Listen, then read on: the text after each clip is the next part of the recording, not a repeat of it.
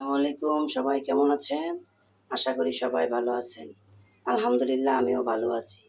আজকে আরেকটি মজাদার রেসিপি নিয়ে আপনাদের সাথে শেয়ার করার জন্য চলে এলাম। জানি না কে খেয়েছেন কিনা এই রেসিপিটা।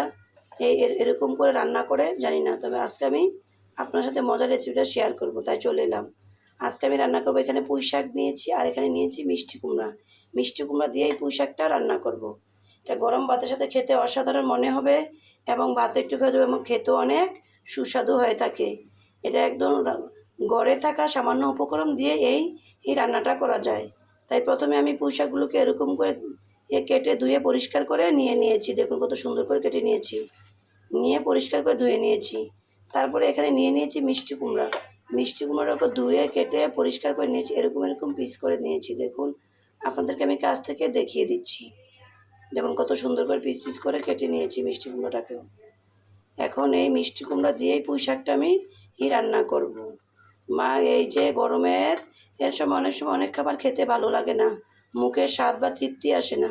এরকম বিভিন্ন রকমের তরকারি যদি দিয়ে ভাত খাওয়া তাহলে খেতে অনেক মজাদার হয়ে থাকে। কথা না বেরিয়ে চলুন চলে যাই রান্নায়। রান্নার জন্য চুলায় প্রথমে একটি প্যান বসিয়ে নিয়েছি, দিয়ে দেবো আধা কাপ পরিমাণ তেল। তেলটা গরম হয়ে আসলে দিয়ে দেবো এখানে আধা কাপ পরিমাণ পেঁয়াজ কুচি। পেঁয়াজ কুচিটাকে একটু ভালোভাবে বাদামি কালার করে ভেজে নিতে হবে। এই দেখুন পেঁয়াজটা হালকা বাদামি কালার হয়ে আসছে।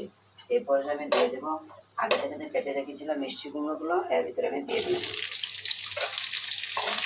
দিয়ে একটু ভালোভাবে নাড়াচাড়া করে পেঁয়াজের সাথে মিশিয়ে নেব। মিশানো হয়ে গেলে 1 টেবিল চামচ পরিমাণ লবণ দিয়ে দিলে লবণ দিয়ে যাতে নাড়াচাড়া করে মিশিয়ে নেব। চুলার আঁচটাকে মিডিয়াম আঁচে রেখে রান্নাটা করতে হবে।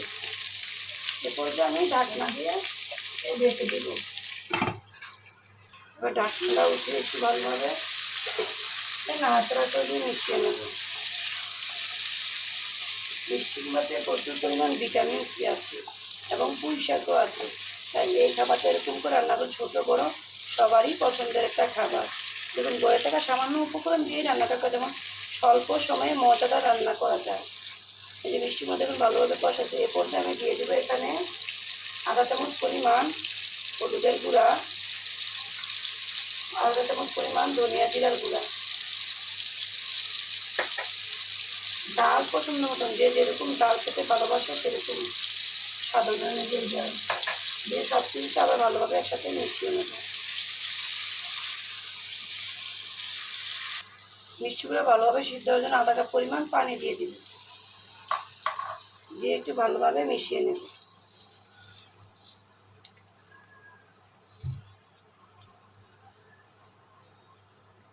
এবার এটা ভালোভাবে সিদ্ধ হওয়ার জন্য আবার ঢাকনা দিয়ে ঢেকে দিব। ঢাকনা উঠে নাড়াচাড়া এখন পুঁই শাকগুলো এর ভিতরে দিয়ে দিব।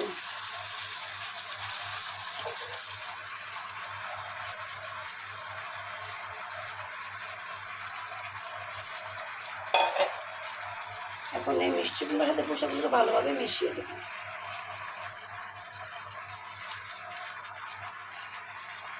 আবার একটু ঢাকনা দিয়ে ঢেকে দেব। ঢাকনা উঠে ভালোভাবে নাড়াচাড়া করে দিব। এখন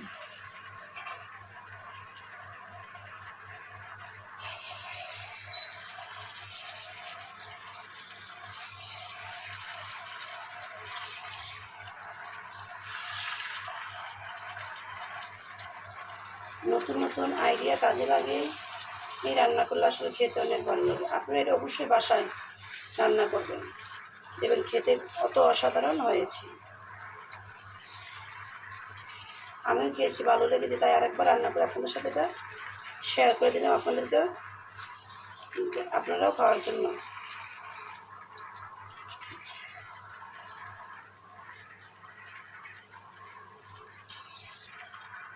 এখন ঢাকনাটা উঠিয়ে দেবো। আমার তরকারিটা প্রায় হয়ে গিয়েছে। এখন নাড়াচাড়া করে দেবো।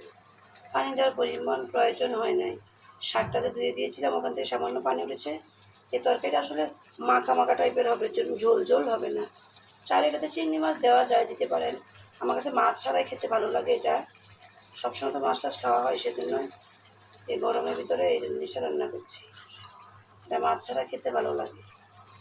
আপনি চাইলে মাছ দিতে পারেন, অপশনাল, না দিলেও কোনো সমস্যা নেই।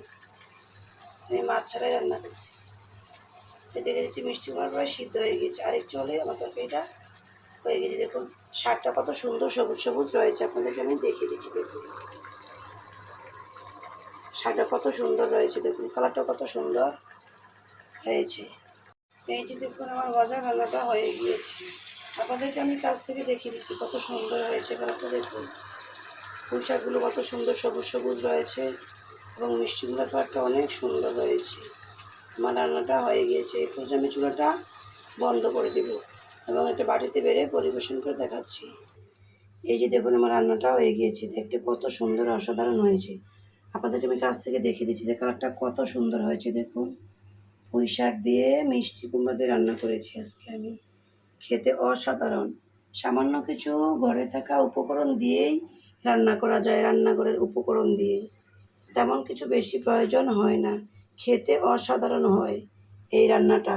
আপনারা অবশ্যই এটা বাসায় খেয়ে দেখবেন, রান্না করে একবার খেয়ে বলবেন আসলে অসাধারণ হয়েছে রান্নাটা।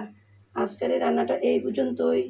আমার এই রান্নাটা যদি আপনাদের ভালো লেগে থাকলে আপনারা অবশ্যই আমার চ্যানেলটাকে ফলো করে দিবেন। সাথে থাকার জন্য ধন্যবাদ। আজ এই আল্লাহ হাফেজ।